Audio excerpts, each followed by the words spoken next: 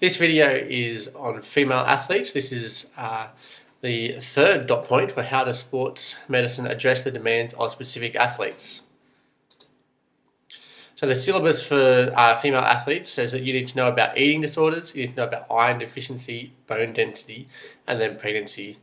Now on the right hand side, you need to learn to assess the degree to which iron deficiency and bone density affect participation in sport. And we're going to start by having a look at how eating disorders actually affect iron deficiency and bone density in women.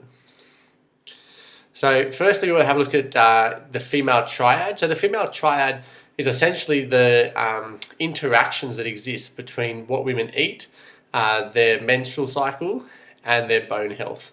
Okay, and so your menstrual cycle and the bone health are affected by what the woman eats. So if she starts to become malnourished or has an eating disorder, then she's going to start to have issues with menstruation. She's going to have issues with her bone health. And menstruation, when a woman bleeds, she starts to lose iron, because it's the only way that your body loses iron is through bleeding. Otherwise, your body recycles your iron and you just continue to use it. And so it's very rare, for example, for a male to have iron deficiency issues unless he's bleeding a lot somewhere. Whereas for a woman, because they bleed frequently, it means that they're at higher risk of having iron deficiency.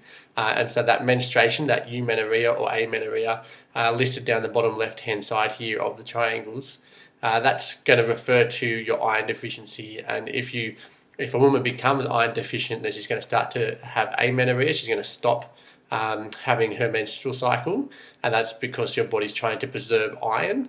And then your optimal bone health has to do with your calcium levels. So if you're not eating enough calcium, if you're not getting enough vitamin D, then that's going to cause your bone health to be poor, which means that your bone density is going to be poor. And so bone density then leads to osteoporosis at its worst. So this female triad is essentially the interactions of what women eat, their iron levels and menstrual cycle, and then their calcium levels and their bone health.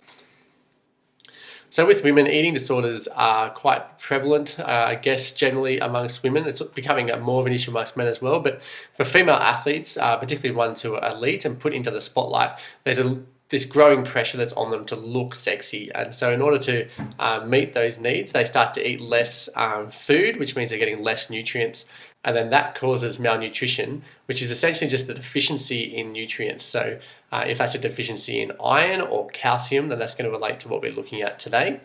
And also, if they're having an eating disorder and they're malnourished, it's going to lead to a lack of physiological adaptations. It's going to make the woman recover slowly from exercise as well, and possibly even make her more lethargic and stuff and less motivated. So it's very important for a woman, particularly a female in sport, we look after them in terms of eating disorders and nutrition, because they need to have adequate nutrition for their levels of physical activity, so that they actually can produce the physiological adaptations, which then help them to produce those excellent performances. Iron deficiency is caused by a combination of poor diet and the menstrual cycle. So when a woman bleeds in her menstrual cycle, like I said earlier, she loses iron in that way. If she's not getting enough iron in her diet to replace that, then we're going to essentially have this iron deficiency. Your body always recycles its iron. So rather than weeing iron out like you do with a lot of other minerals or a lot of other vitamins, your body will pull that iron back into your bloodstream and not allow you to wee it out, so that it's constantly being recycled in your body. And so that's why it's only really an issue for women who have a menstrual cycle, because they're the ones who are going to be bleeding frequently and need to replace the iron that's lost. So if you have a deficiency in iron, your body will stop the menstrual cycle, so you'll become amenorrhea, which means that the woman is no longer having a menstrual cycle, and your body does that in order to maintain their iron levels, because they're starting to realize that they're getting low in iron, and so they want more of them. Iron is readily available in any kind of balanced diet, so it's definitely in high concentrations in red meat, and also in like green leafy vegetables and a range of other, particularly dark green vegetables, generally quite high in iron. Now, iron deficiency affects sports participation, particularly because iron is needed for your body to give hemoglobin the right shape so that it can actually transport oxygen. So if your body lacks iron, then your hemoglobin is in the wrong shape. It can't bind properly with your oxygen, and therefore you're not transporting oxygen around properly in your body. Whereas if you have lots of iron, then your hemoglobin has the right shape, and then you can transport the oxygen that you need, particularly important for performance. So someone who is iron deficient is going to have poor performance because they're not getting oxygen around their body for their performance. That's particularly the case for someone who's like a marathon runner or doing aerobics performances. So, football, soccer, rugby league, any kind of sport that's going for an extended period of time, they're not going to be able to perform as well because they can't transport that oxygen around properly. Athletes who have iron deficiencies also are going to feel lethargic. They're going to have slow recovery. They're going to have poor concentration levels. All the things that come from essentially just being really tired. They kind of are walking around like they haven't had a sleep for a couple of weeks. They're constantly tired. They're constantly worn out. And so they need to get more iron into them so that their hemoglobin can take the right shape, bind with the oxygen, and transport it around efficiently. When it comes to bone density, so bone density is a measure of bone strength, particularly it's a measure of bone mineral density, and the main mineral that's important for bone density is calcium. So calcium is particularly needed in combination with vitamin D to make sure that the bone is healthy and strong. Estrogen is something that comes in play here, and that's part of the reason why bone density is more of an issue in females than in males, because they have higher levels of estrogen, and that means that they're more likely to develop osteoporosis. And so you can see down here in our bones here, the healthy bone, all the connective tissues and stuff, they're together, they're strong, whereas in the osteoporotic bone, you can see there that those connections, they're broken, they're falling apart, and that's a fragile, weak bone. And if you have poor bone density, you have higher risk of fractures. So bone density then, in terms of its effects on sports participation, the person is going to be more prone to fracture, which means they need to avoid those high intensity contact sports. So if you have poor bone density, you don't want to throw that female into a rugby game because she's likely to break her bone. It also means that if she falls, like if she gets tackled in soccer or something and falls onto her arm and her arm takes her weight, she's more likely to fracture her bone in that kind of instance as well, just because of that poor bone strength. It becomes more fragile. However, sports participation can also be very beneficial for bone density.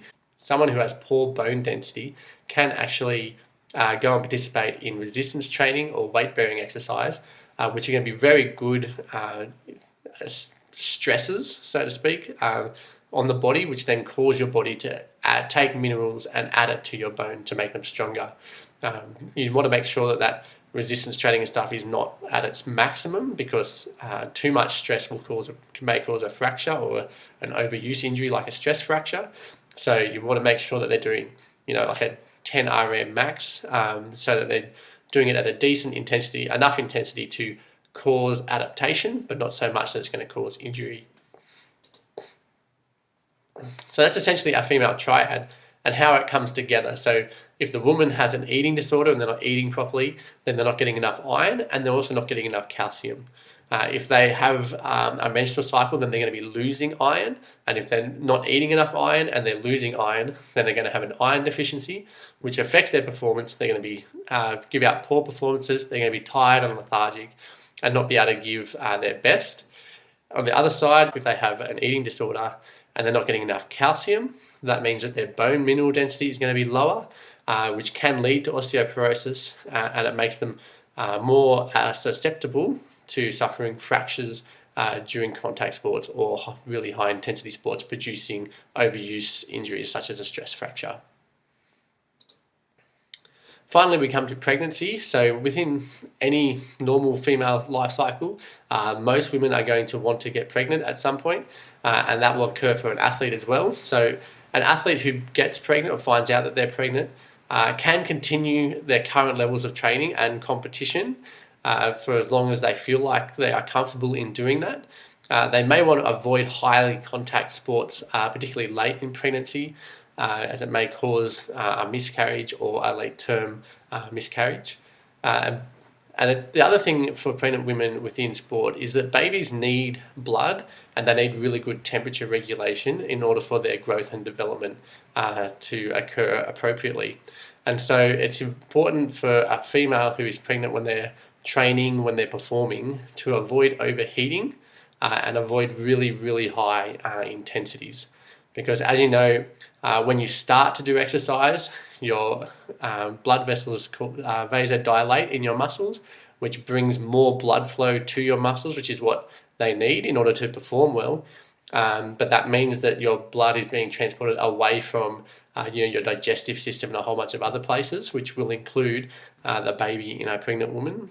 So generally speaking, that's okay, but if you're doing really high intensity things for extended periods of time, that can then cause not enough blood flow to the baby as in order to continue to support it during its growth and development. And then the high intensities also, you need to think about making sure that body temperature stays at a good temperature. High intensities causes a larger release of heat as a byproduct, as it always is released when we are breaking down ATP. And so in order to avoid that overheating, the very high intensities can be avoided, and also making sure you avoid doing sports participations in the middle of the day if it's a really hot day, and making sure we're avoiding really humid situations when you're sweating and stuff. Evaporation is not going to work as well in terms of maintaining body temperature. All those kinds of things are going to come into play for a pregnant woman as she participates in sport. Other things that occur for pregnancy, so a pregnant woman will have an increased level of relaxin. So relaxin is a hormone that relaxes all of the muscles and the ligaments in the woman's body, which is great for when she needs to give birth, because it allows the birth canal to open up and allows the baby to come out. But during sport, it means they need to be careful that they don't overstretch, because they can cause themselves some damage if they do that. Also, obviously, as the woman grows and the stomach begins to get larger, they're going to have a loss of balance, which may affect performance, particularly if they are performing in something like dance or gymnastics. So that growth of the stomach is going to shift the center of gravity forward, and that's going to then cause issues for them in terms of their balance. It can also cause issues for them in terms of their proprioception, so their knowledge of where their body is, because often they're not used to having their stomach stick out that far, and so they might bump into things as well, which they weren't expecting to bump into. The final thing that happens in pregnancy is that their hemoglobin levels will rise, which is great because it means that they can transport more oxygen, which is really good for the baby. It's good for performance as well, and so hopefully that can counterbalance. But again, if you remember back when we were just talking about iron deficiency and eating disorders, a pregnant woman requires even more nutrition. So if you have a female athlete requiring lots of nutrition who then gets pregnant, requires even more nutrition. But at least with pregnancy, they've lost their menstruation, so they're not going to lose any iron, but they need to make sure that they're still getting it in their diet so that they can increase their hemoglobin levels that are carrying oxygen to help in the growth of the baby and help them in their performance. Within pregnancy, exercise and physical activity and sports participation can bring along a lot of benefits for them. So it's going to help with weight control. It's going to help improve the woman's mood, keep her happier, more vibrant, give her a lot more energy. It's going to help her to maintain her fitness levels, and it also will help avoid gestational diabetes, which is essentially a type 2 kind of diabetes which occurs during late pregnancy.